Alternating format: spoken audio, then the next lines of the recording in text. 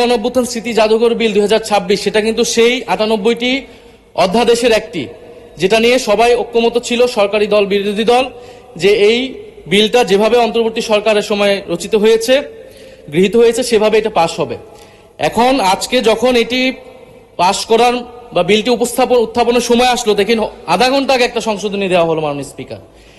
এখানে সংশোধনী যে কেউ দিতে পারে মাননীয় স্পিকার, যে 98টাতে ঐক্যমত আমরাও করেছি, সেই 98টার প্রত্যেকটাতে আমরা আপত্তি এবং সংশোধনী দিতে পারতাম, কিন্তু এটা আমাদের মধ্যে একটা কনসেনসাস হয়েছিল যে এই বিলগুলো নিয়ে আমরা কোনো প্রশ্ন তুলব না। এ কারণে কিন্তু মাননীয় স্পিকার সেই সব প্রত্যেকটা বিলে কিন্তু আমরা হ্যাঁ বলেছি, আমরা ঐক্যমত দিয়েছি।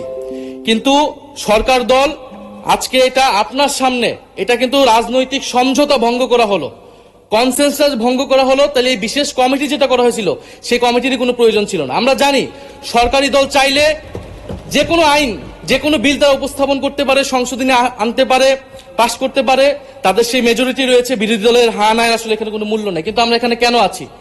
আমরা এখানে আছি যাতে আমাদের আপত্তি থাকলে জনস্বার্থের বিষয়ে আমরা কথা বলতে পারি। সেই কথা বলার সুযোগ যদি না দেওয়া হয়, এই বিলটি যেভাবে দিনে দুপুরে একটা ছল চাতুরি করে, একটা জোচ্চুরির মাধ্যমে এই বিলটি সংশোধনী সহ পাশ করে নেওয়া হয়, মাননীয় স্পিকার, এটা আমরা প্রতিবাদ জানাচ্ছি।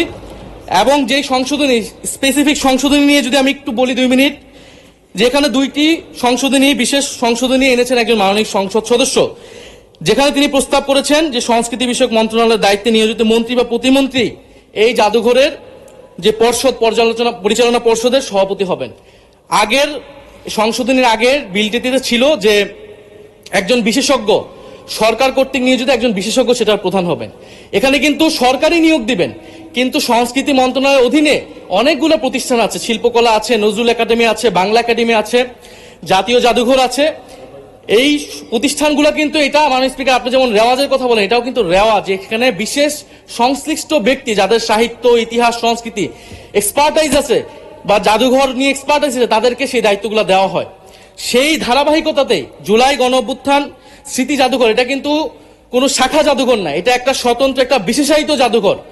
যেই জাদুঘরের গঠিত হওয়ার সময় সকল পক্ষের মতামত নেওয়া হয়েছে, যেই জাদুঘরের স্মৃতি কথাতেও সকল পক্ষের, পুরা আমাদের শুধু গণ অভ্যুত্থানের নয়, আমাদের গত 16 বছরের ফ্যাসিবাদ লড়াইয়ের স্মৃতিগুলো নেওয়া হয়েছে, সবকিছুই সেখানে আছে। কিন্তু এখন যদি মন্ত্রীকে সেখানে বসানো হয়, প্রথমত এটা রেওয়াজ ভঙ্গ করা হয়, দ্বিতীয়ত এটা যে আমরা যে সরকারের, বর্তমান সরকারের প্রবণতা দেখছি বাংলাদেশের সকল প্রতিষ্ঠানকে দলীয়করণ করা, সেটারই একটা ধারাবাহিকতা মাননীয় স্পিকার।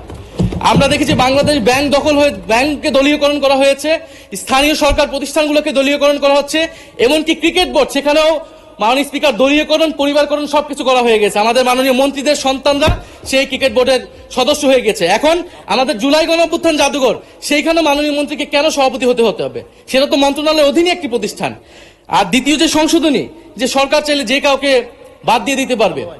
এখন জুলাই গণঅভ্যুত্থান আমরা সকলে এক বাক্যে সেটা স্বীকার করি, এটা সকল পক্ষের, ফ্যাসিবাদ বিরোধী সকল পক্ষের একটা অংশীদারিত্ব সেখানে আছে। এই জাদুঘর পরিচালনা করার ক্ষেত্র, যে কোনো গুরুত্বপূর্ণ সিদ্ধান্তের ক্ষেত্রেও এই জিনিসটা মানা উচিত, সকলের সেই কনসেনসাস থাকা উচিত। এখন সরকার সম্পূর্ণভাবে এটার নিয়ন্ত্রণে নেওয়ার চেষ্টা করা হচ্ছে, নিয়ে যাচ্ছে এই বিল পাসের মাধ্যমে।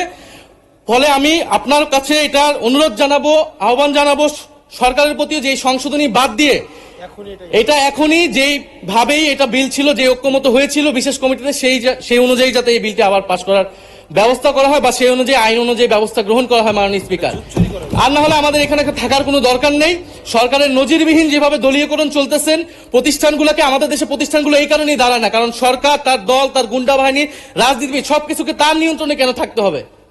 মাননীয় স্পিকার, আপনাকে ধন্যবাদ। ধন্যবাদ মাননীয় চিফ হুইপ। সংস্কৃতি মন্ত্রী